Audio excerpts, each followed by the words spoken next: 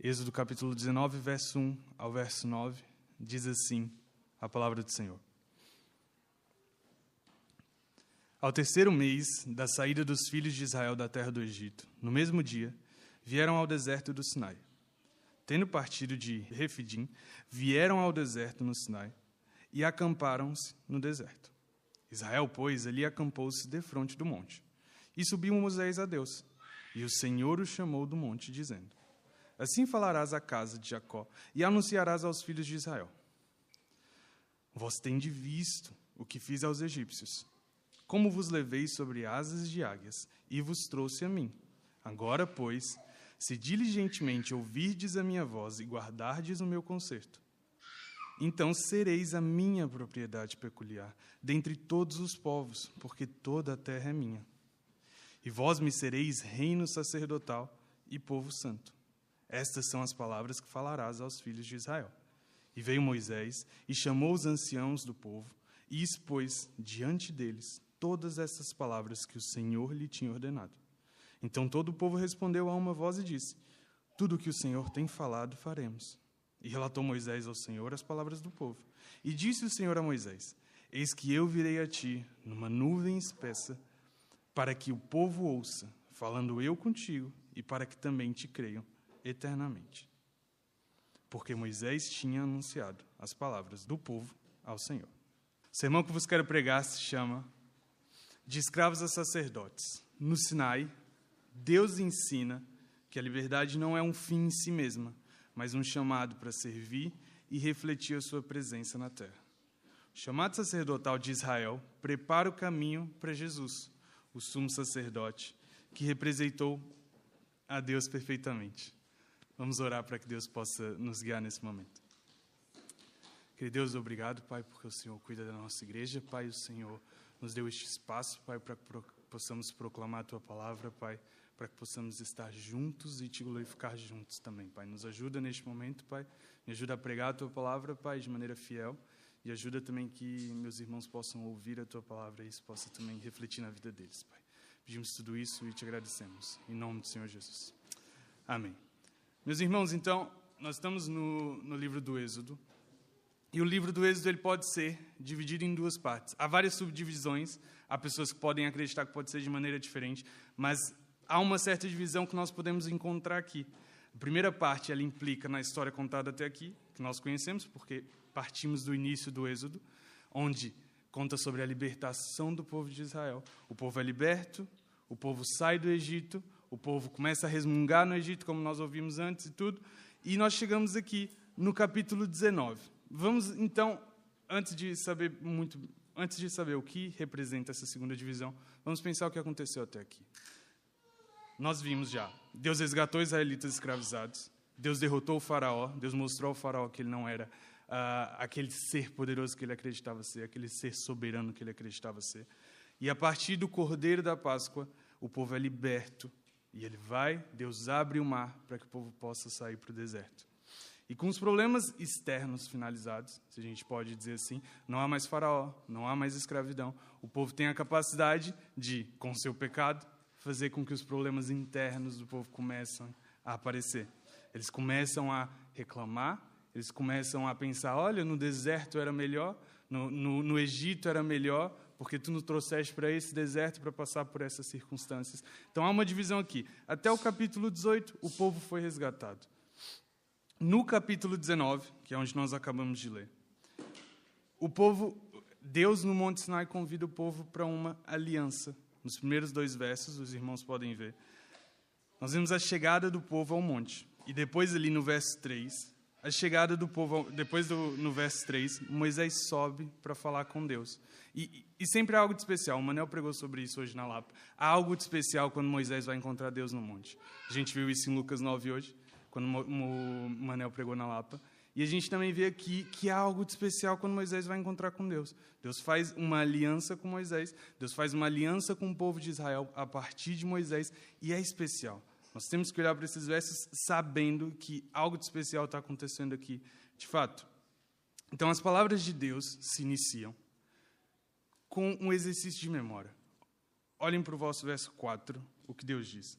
Tendes visto o que fiz aos egípcios, como vos levei sobre asas de águia e vos cheguei a mim. Então, Deus intencionalmente está a falar do passado de Israel. Ele intencionalmente está a falar para esse povo que não parava de reclamar, para lembrem do que eu fiz. Lembrem de como eu vos trouxe até aqui. Deus lembra que eles já foram resgatados. Deus vai falar sobre a lei. Nós vamos falar muito sobre a lei quando seguir a nossa série de sermões. Mas Deus quer lembrar o povo, antes de falar sobre a aliança que vai ser estabelecida aqui, a partir da lei, Ele quer falar, vocês foram libertados por mim. Fui eu quem trouxe a liberdade para vocês. Antes vocês eram escravos. Eu trouxe essa liberdade. E lembra aquilo que provavelmente os irmãos já ouviram alguns de nós dizer aqui, que Deus primeiro dá a liberdade e depois Deus dá a lei.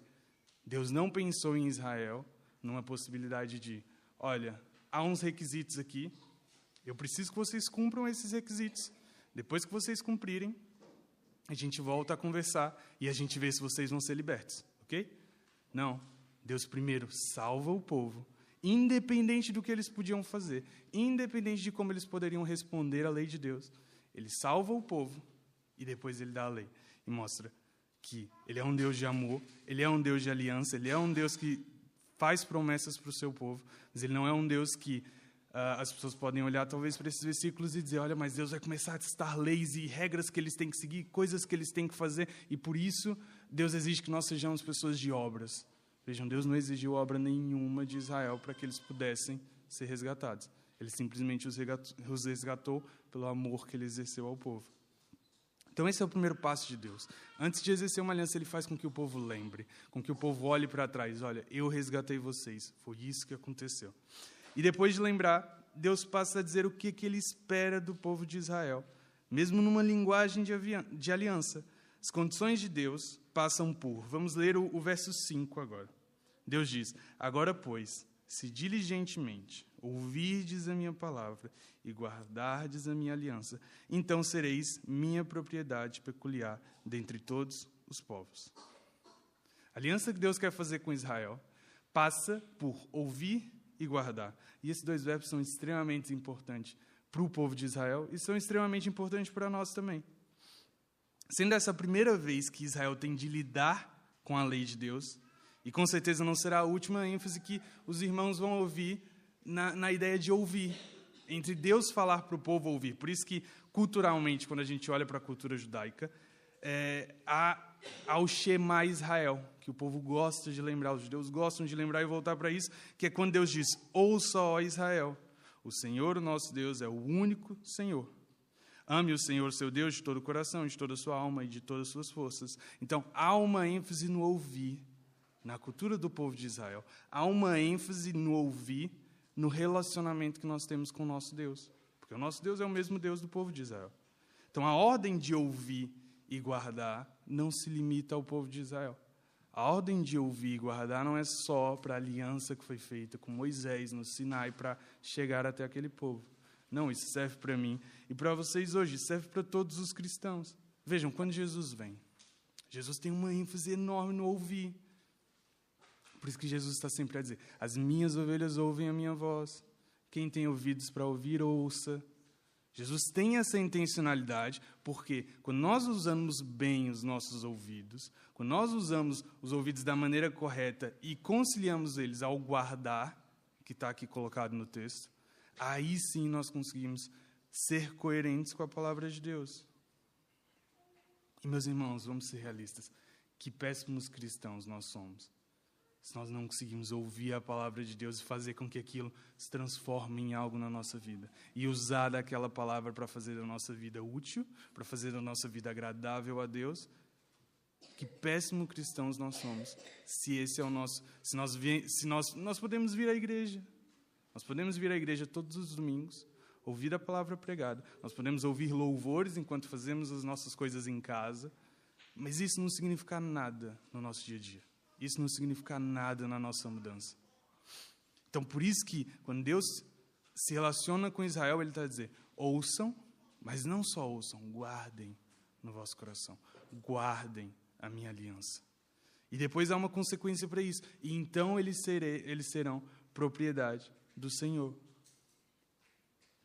E eu quero que os irmãos pensem nisso. O objetivo final não é eu ou algum de vocês, não acaba em nós. Porque há algo de muito mais importante a acontecer aqui. Por que é tão crucial eu e você sermos bons no ouvir e no guardar? Vejam, o que Deus estava a fazer, no episódio que lemos hoje, era trazer o povo judeu a uma paragem e uma preparação para algo mais profundo que ele queria fazer. A principal preocupação de Deus, quando lida com os judeus, e lembrem-se, os judeus foram resgatados, mas eles estão constantemente a reclamar, eles estão constantemente a achar que a vida deles anteriores era melhor. Então, a principal preocupação de Deus com os judeus não era fazer com que eles deixassem de ser escravos, porque isso já havia sido resolvido, Deus já havia salvado eles. A principal preocupação de Deus com os judeus era fazer com que eles passassem a ser sacerdotes. Isso a gente também lê. O povo escolhido de Deus agora passa a deixar de ser escravos para serem representantes de Deus na terra. E representantes para quê? Para outras nações. Por isso que o povo tem de ouvir, guardar, porque aquilo não é só sobre eles, é sobre as outras nações que vão ver eles como representantes de Deus. Por isso que a lei é tão importante. A lei é o que mostra para esse povo que eles não são mais marcados pela escravidão que eles sofreram no Egito. E eles não são o povo que foi resgatado por Deus, apesar de serem também. Mas eles não são só isso, eles são um povo que foi resgatado por Deus e que agora representam Deus na terra. Eles olham para aquele povo sabendo que esse é o povo que representa Deus. Por isso que eles são agora sacerdotes. E essa é a preocupação de Deus. Mas alguns de vocês também podem olhar e falar, olha, mas João, por que é tão essencial a ideia do sacerdócio?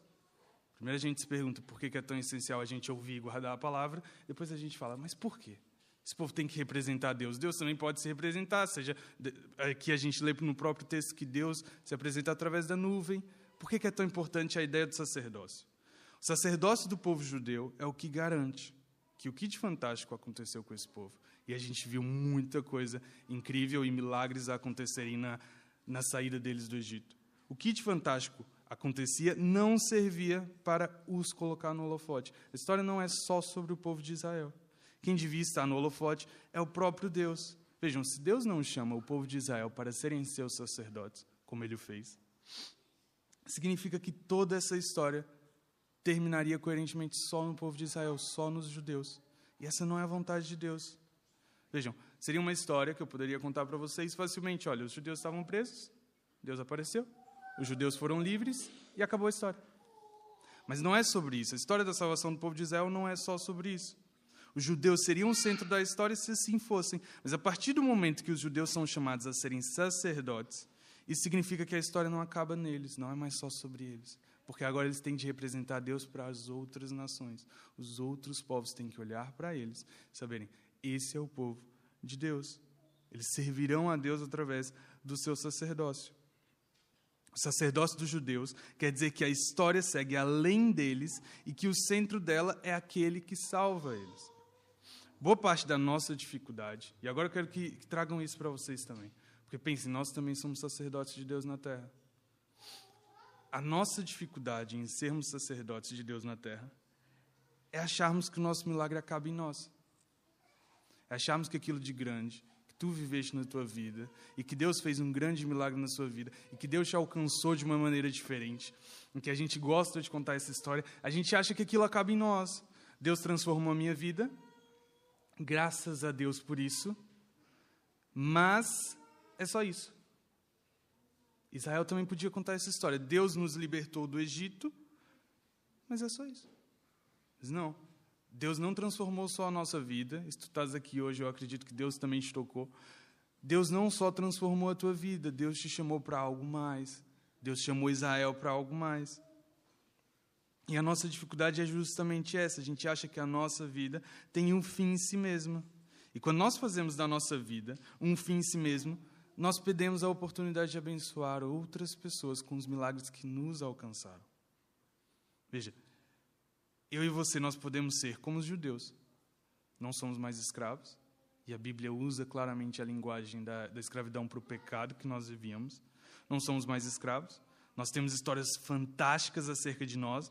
Vários mares abertos e várias coisas a acontecer, mas isso não muda nada na vida de ninguém.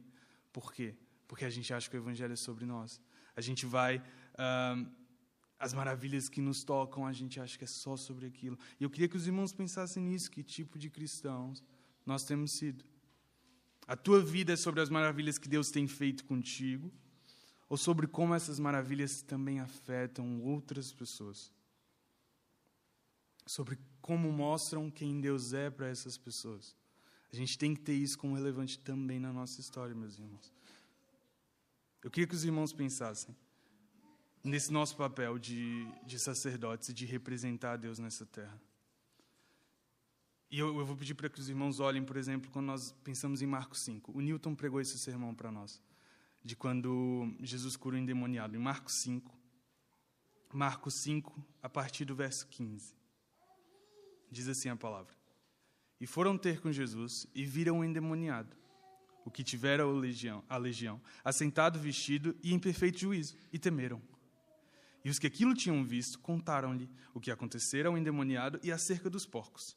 E começaram a rogar-lhe que saísse do seu território. E entrando ele no barco, rogava-lhe o que fora endemoniado, que o deixasse ir com ele. Jesus, porém, não lhe o permitiu, mas disse-lhe, vai para a tua casa, para os teus, e anuncia-lhes quão grandes coisas o Senhor te fez, e como teve misericórdia de ti. E ele foi, começou a anunciar em Decápolis, quão grandes coisas Jesus lhe fizera. Vejam, a ideia do sacerdócio de Israel é importante, porque ele também reflete a nossa vida, de como nós somos representantes de Deus nessa terra. Mas olhem para essa história. O endemoniado é curado, e ele vira para Jesus e fala, eu quero te seguir, eu quero ir atrás de ti. E Jesus diz, não. O que é impressionante, Jesus aceitava todo tipo de pessoa. Jesus abraçava todos. Ele diz, não, volta para casa, conta para os teus, conta para o seu povo as maravilhas que têm te acontecido. E vejam, isso também tem que refletir em nós. Às vezes nós estamos querendo viver coisas incríveis proporcionadas por Deus.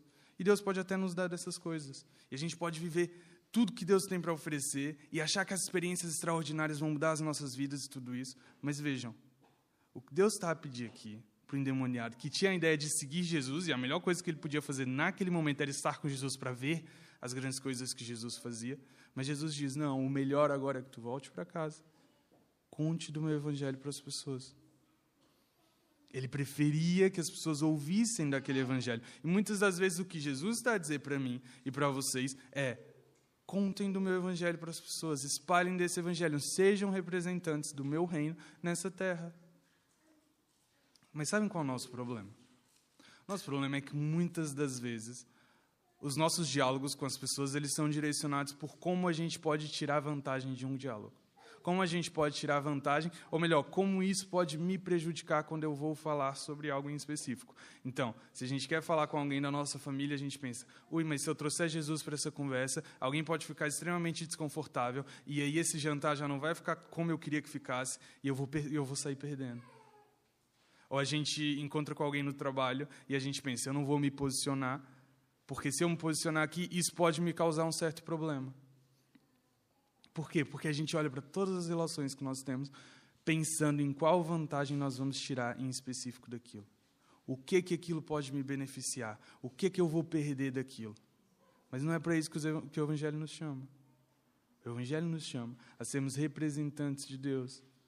E pensem, quando Deus se relacionou conosco, quando nós fomos chamados por Deus e tivemos a convicção do nosso pecado, nunca foi uma ideia do que, imagine, Jesus veio e ele nunca teve uma ideia do que ele sairia ganhando com aquilo quando ele se relacionava com as pessoas em específico. Porque a maioria das pessoas que Jesus se relacionava, pessoalmente ele não tinha nada para ganhar. Ele tinha mais perseguição para ganhar, porque as pessoas olhavam mais estranho ainda para ele por se relacionar com aquelas pessoas. Ele tinha mais pressão sobre o seu ministério, mas Jesus nunca pensou sobre os benefícios que ele tiraria dentro de uma relação. Nós não conseguimos fazer isso. Toda a nossa vida é guiada sobre qual benefício eu vou tirar disso. E nós não conseguimos ser bons representantes de Deus nessa terra. Nós não conseguimos ser bons sacerdotes. Por quê? Porque nós estamos sempre a olhar para nós. Nunca estamos a olhar para Deus, para a vontade de Deus, nas nossas ações e nas nossas atitudes. Mas vejam, como que isso pode acontecer?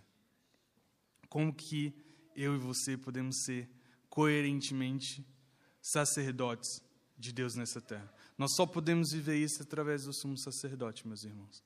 Jesus foi quem fez isso perfeitamente. Jesus foi quem desceu em terra e viveu uma vida perfeita, que representou Deus, que é a imagem do Deus invisível. Jesus deu a sua vida enquanto Filho de Deus para que todos os que creem nele pudessem ser feitos filhos de Deus também. Jesus não se importou, meus irmãos, com as vantagens que ele ia tirar de uma relação conosco. Claro, a vantagem para todos os efeitos era fazer a vontade do Pai, e a gente sabe disso. Mas a troca que existia dentro disso era: a gente recebe a santidade de Deus, a gente é justificado pela santidade de Jesus. Isso é imputado em nós, e todo o nosso pecado é imputado a Jesus. Vejam, não é uma grande troca nesse sentido, mas Jesus mesmo assim quis fazer a vontade do Pai. Nós devemos olhar para Jesus e pensar: quando nós vamos nos relacionar com aquele irmão do trabalho ou com aquela pessoa da nossa família que a gente não quer falar sobre Jesus, nós estamos sendo chamados a sermos representantes de Deus nessa terra. Como nós fazemos isso? Confiando na capacidade que o Espírito Santo nos dá, confiando na vida perfeita que Jesus viveu e que, apesar de toda a pressão, apesar de todas as circunstâncias que não permitiam que ele se envolvesse com pessoas em específico, ou das desvantagens que aquilo lhe poderia trazer, Jesus nunca negou estar junto dessas pessoas. Nós não devemos fazer isso também. E por isso, Jesus foi tão útil a todos que estavam ao seu redor. Jesus curava as pessoas, Jesus trazia salvação para as pessoas, Jesus revelava que ele era o Filho de Deus para as pessoas, e as pessoas olhavam para Jesus, tinham os olhos nele por causa disso. E a pergunta que eu tenho para ti hoje é: o quão útil a tua vida tem sido para o reino? O quão útil os seus relacionamentos são para o reino de Deus? Como você lidera e guia as suas conversas, direcionando essas conversas para que as pessoas conheçam mais de Jesus e não mais de vocês? O povo de Israel não foi chamado para o povo conhecer o povo de Israel. Eles representariam a Jesus na terra. O quão útil nós temos sido nesse sentido. Porque o povo de Israel foi convidado para ser útil. Os outros povos olhariam para eles e falavam: espetáculo, eles servem a Deus. Jesus, quando desceu, foi útil. Porque ele dizia: eu só faço a vontade do meu Pai. Ele nunca se relacionou com ninguém pensando nas vantagens que aquela relação trazia. Eu e você, o que nós temos feito? O quão útil tem sido a nossa vida?